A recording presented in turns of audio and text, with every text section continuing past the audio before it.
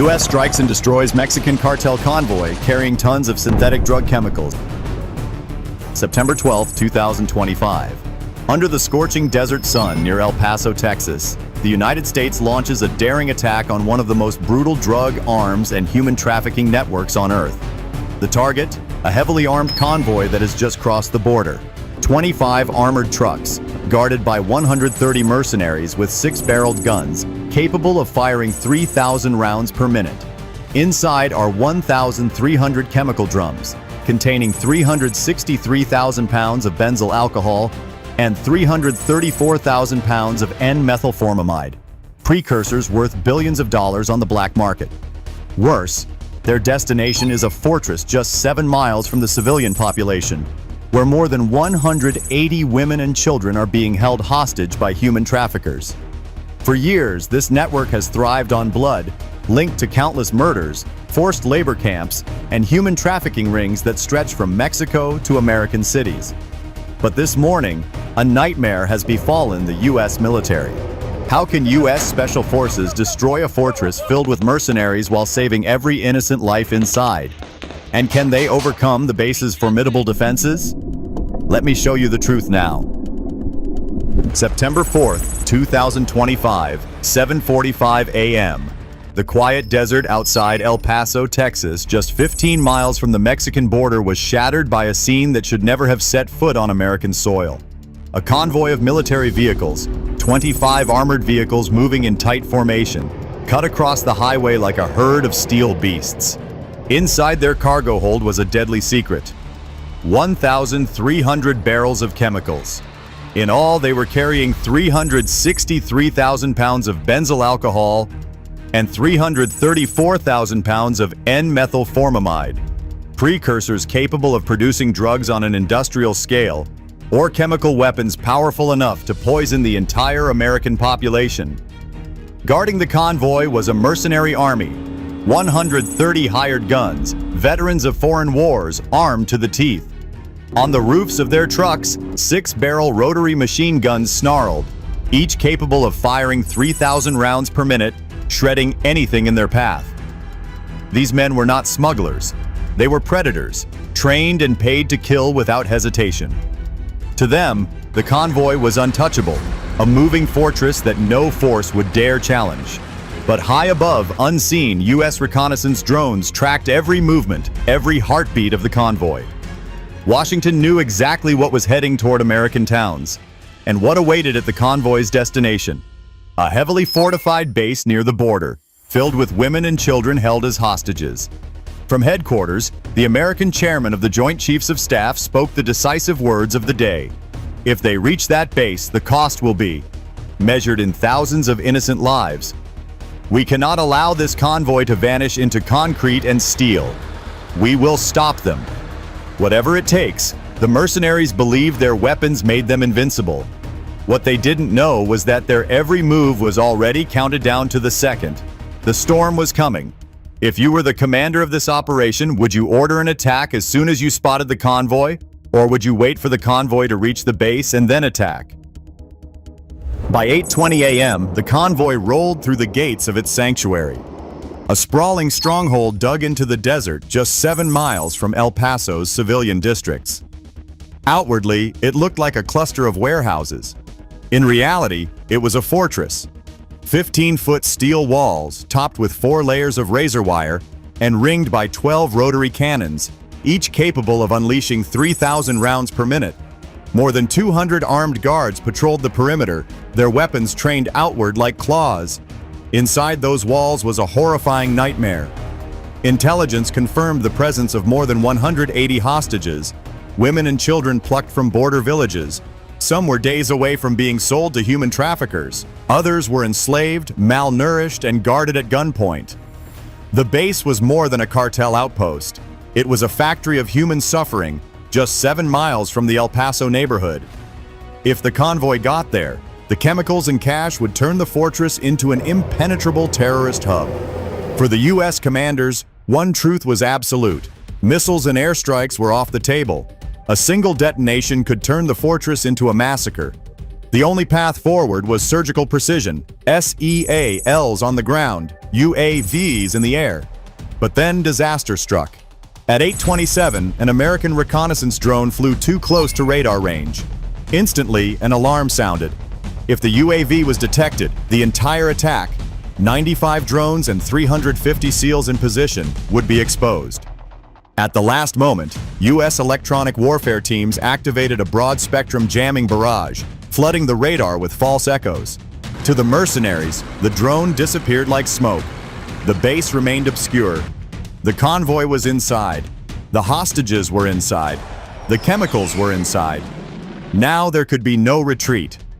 The trap was set, and the strike would come from within. Before knowing what is the plan of the U.S. Army, please support us by liking and subscribing to the channel. Now let's see the battle plan with me. By 8:45 a.m., the battlefield was drawn. Inside the fortress walls sat the convoy, 25 armored trucks, 1,300 chemical drums, and a mercenary army swollen to nearly 350 fighters once reinforcements inside the base were counted. Their confidence was absolute. They believed steel walls, heavy guns, and human shields made them untouchable. But America's war machine was already in motion. Hidden just outside the perimeter, 350 Navy SEALs lay in wait. They were divided into razor-sharp units, 50 operators assigned to breach and secure the hostage cells, 20 snipers positioned on rooftops half a mile away with rifles accurate to 1,200 yards, and multiple strike teams staged for room-to-room combat. Beneath the surface, SEAL divers had already mapped drainage tunnels, preparing alternate entry points in case the walls could not be breached cleanly. Above, the sky was alive with ghosts. 95 mini UAVs, each no larger than a backpack, circled invisibly at 500 feet altitude, their 360-degree cameras transmitting every heartbeat of the base to the command center in San Antonio.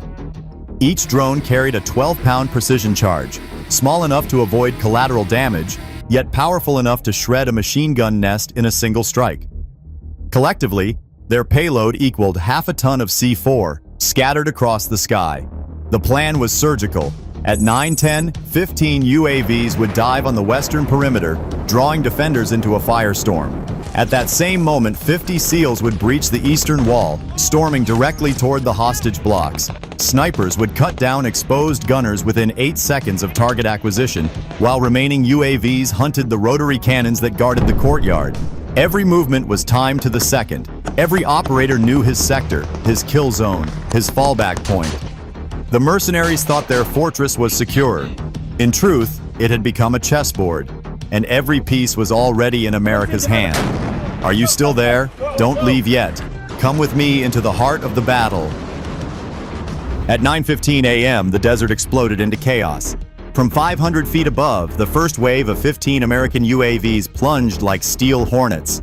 Each carried a 12-pound precision charge, and within seconds, the western wall was ripped apart in a cascade of fire. One drone smashed into a guard tower, detonating against a rotary cannon and silencing it in a thunderclap. Another punched through the roof of a munitions shed, igniting 6,000 rounds of stored ammunition that erupted in a chain of secondary explosions. The mercenaries panicked. Over 80 fighters sprinted toward the west wall, firing blindly at shadows in the smoke. They had fallen directly into the American trap. While their attention locked west, the real strike began in the east. At 9:17, 50 Navy SEALs breached the fortress wall using thermite charges that melted steel in less than 20 seconds. Suppressed MP7s barked in short surgical bursts. In the first 2 minutes of entry, 11 guards were killed silently, their bodies dropping before they could raise an alarm. The SEALs advanced in disciplined squads of 12, clearing hallways with stun grenades and breaching shotguns. Above, the second wave of UAVs dove in, 30 drones in total, each zeroing in on rotary cannons and heavy machine gun nests. In just 4 minutes, 9 defensive emplacements were obliterated. One UAV struck directly into a fuel cache, triggering a fireball that sent a 200-foot column of flame into the sky, visible all the way to El Paso. By 9:20, the snipers joined the symphony of destruction.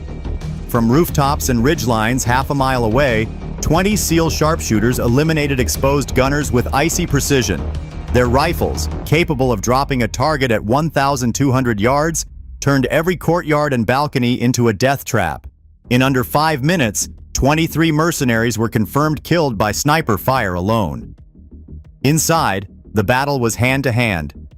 Near the central barracks, a squad of 12 SEALs exchanged more than 400 rounds with entrenched defenders. 3 Americans were struck, shoulder, thigh, and forearm, but none stopped fighting. They pushed forward relentlessly, grenades blasting through barricades, until the last defender fell. By 9:25, the fortress was burning on 3 sides.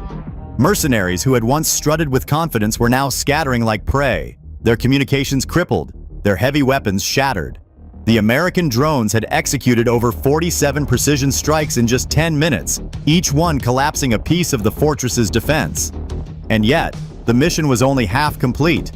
Deep inside the compound, more than 180 hostages were still chained behind locked doors. Guards desperate to save themselves began dragging civilians toward firing lines, hoping to use them as human shields. For the SEALs, this was the knife's edge, the moment where victory or tragedy would be decided in seconds. At 9:27 a.m., the final order came across the comms. All teams, push to the hostage cells. No mercy for anyone who stands in your way. The storm had only just begun. By 9:30 a.m., September 12, 2025, the battle had reached its most critical phase. Inside the fortress, the SEAL teams pivoted toward the hostage blocks, 4 massive warehouses converted into prisons.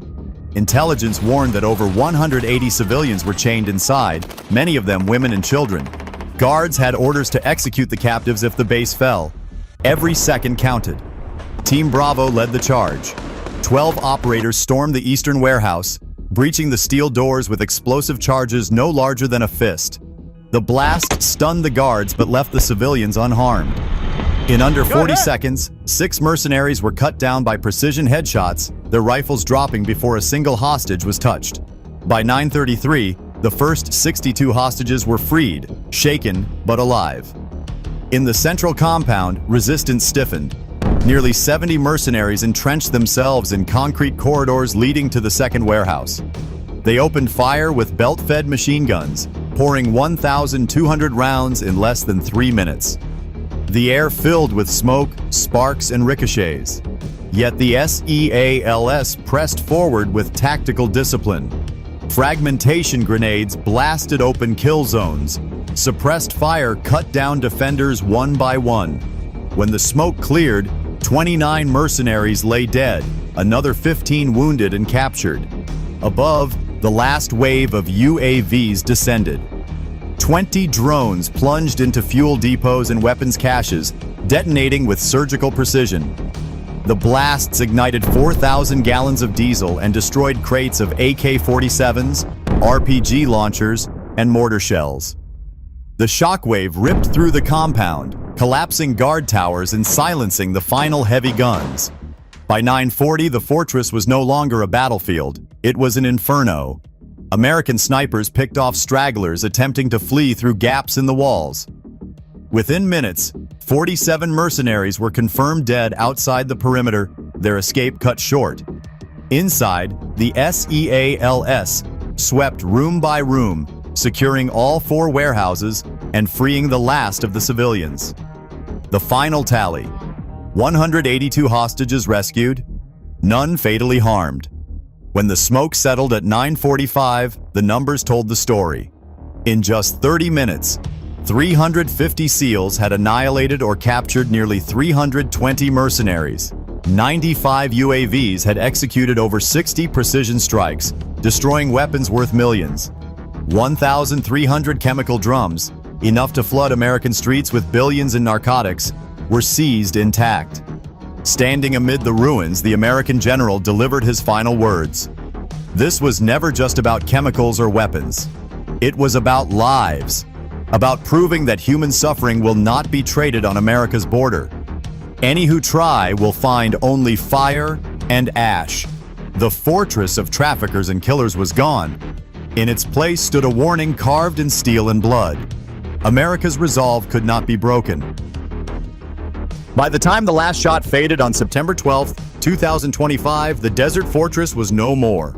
What had once been a stronghold of traffickers, mercenaries, and killers was reduced to smoldering wreckage under American control. In less than half an hour, the world's most elite warriors had shattered an empire of fear. The cost to the enemy was staggering.